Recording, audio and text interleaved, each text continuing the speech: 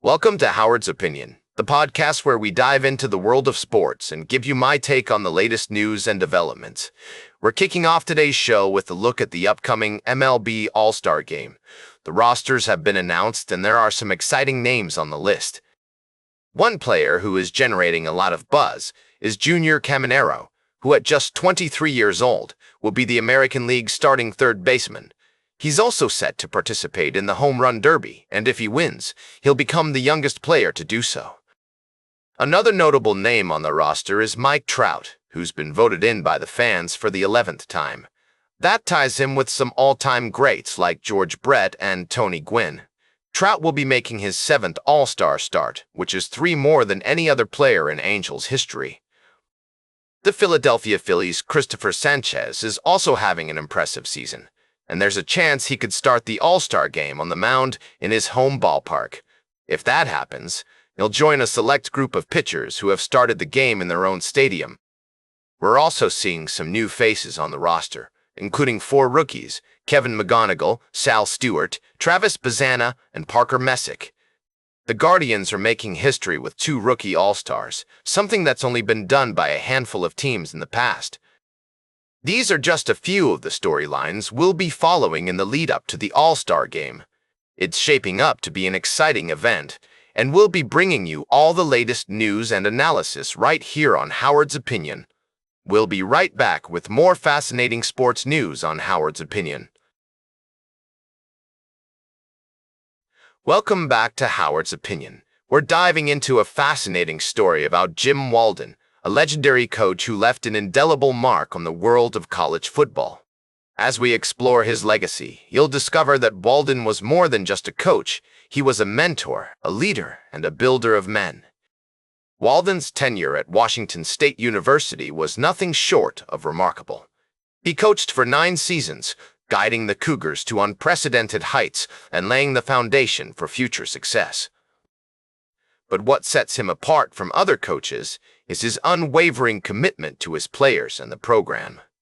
Despite having opportunities to leave for more prestigious jobs, Walden chose to stay, demonstrating a loyalty that is rare in today's college football landscape. One of the most striking aspects of Walden's coaching style was his ability to balance toughness with compassion. He pushed his players to be their best, but he also cared deeply about their well-being and personal growth. As former player Paul Sorensen recounted, Walden encouraged him to play with physicality, but also to do so in a way that was positive for the team. This approach not only helped Sorensen become a better player, but it also taught him valuable life lessons about discipline, hard work, and teamwork. Walden's impact extended far beyond the football field. He took pride in seeing his players succeed not just in sports, but in life. Whether it was Keith Millard, who went on to have a stellar NFL career, or Cedric Brown, who became a pastor in Philadelphia, Walden beamed with pride at their accomplishments. As his former player and friend, Namek, noted, Walden was proud of all his players, regardless of whether they made it to the pros or not.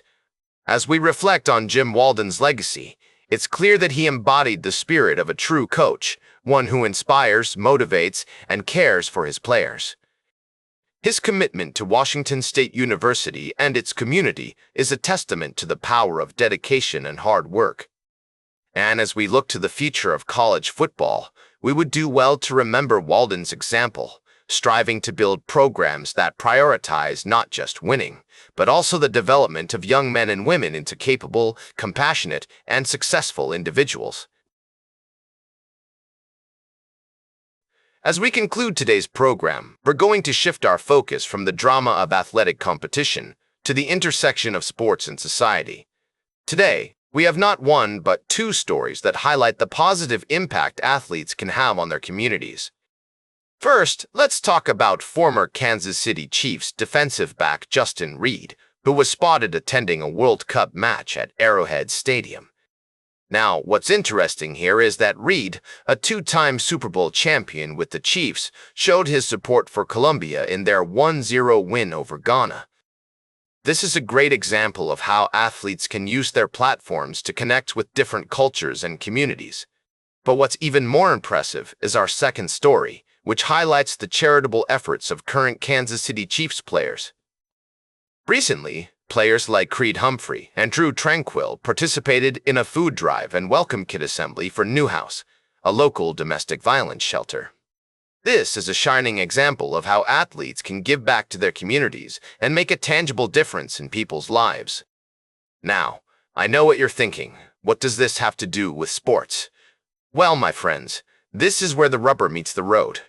Athletes are not just entertainers. They are role models, influencers, and members of their communities.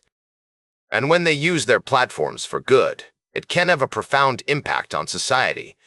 In my humble opinion, these stories demonstrate the power of sports to transcend the playing field and make a positive impact on people's lives.